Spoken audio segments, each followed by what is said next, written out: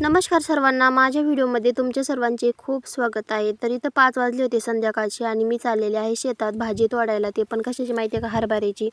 आणि ह्या दिवसामध्ये तुम्हाला सर्वांनाच माहिती आहे की हरभऱ्याची भाजी आहे ना किती जास्त आहे ना, म्हणजे शेतामध्ये येते. आणि ती ना ह्या दिवसामध्ये किंवा आपण म्हणजे आत्ताची जी ओली भाजी असते का ती आपण आता खोडायची. आणि उन्हाळ्यामध्ये ना त्याचं म्हणजे रस्स्याची भाजी पण बनवतात, असे हाटून वगैरे भाजी बनवतात. ती भाजीसुद्धा इतकी छान लागते ना अशी उन्हामध्ये वाळून वगैरे.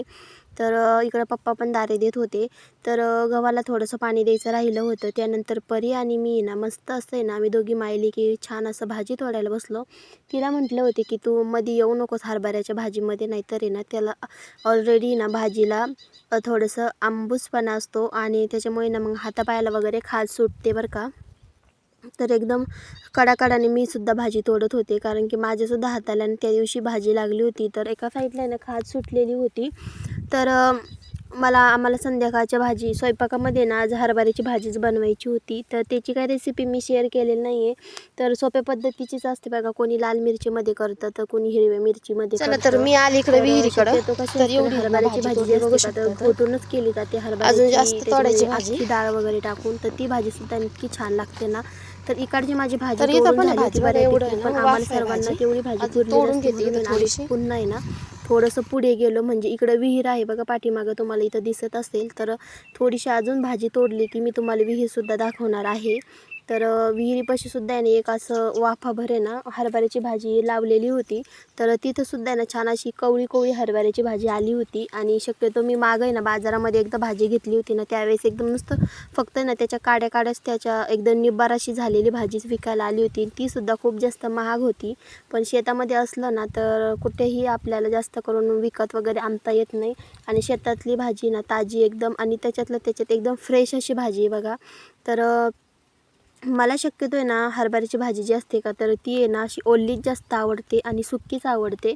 अशी वाळून वगैरे मला तर ती भाजी अजिबात बिलकुल आवडत नाही. तुम्हाला कशी आवडते ते सुद्धा तुम्ही ना मला कमेंटमध्ये नक्की सांगा. माझे व्हिडिओ तुम्हाला आवडतात का नाही ते पण सांगा मला नक्की. तर इकडं पाठीमागं मम्मी जी आहे ना तर ती बकरीसाठी गवत घेत होती, कारण दिवसभर बकरी बांधूनच राहिली होती आज. तर तिला पण भूक लागली होती. आणि माझ्या पाठीमागे का उन्हाळी बाजरी आहे.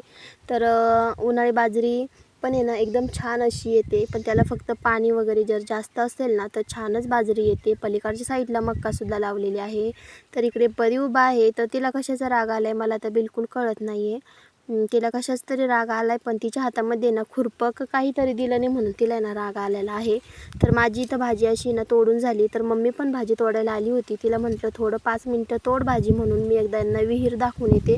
तर खाली तुम्ही बघितलंच ना रानतुळस आलेली आहे. आणि ह्या बांधावरती ना इतकी जास्त रानतुळस आलेली आहे ना, तर एवढ्या विहिरीचं इकडं साईडला आहे ना मुरूम ठेवला आहे. खूप जास्त मुरूम आला आहे, तुम्ही बघू शकतात.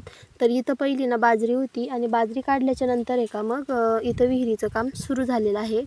आणि हे तुम्हाला दिसतात का तर तिथून आहे ना पाण्याचं इतकं जास्त पाणी येत होतं ना मागच्या जेव्हा विहिरीचं इथं काम चालू होतं त्यावेळेस. पण आतासुद्धा आहे ना या महिन्यात वाटतं काम चालू होणार आहे विहिरीचं.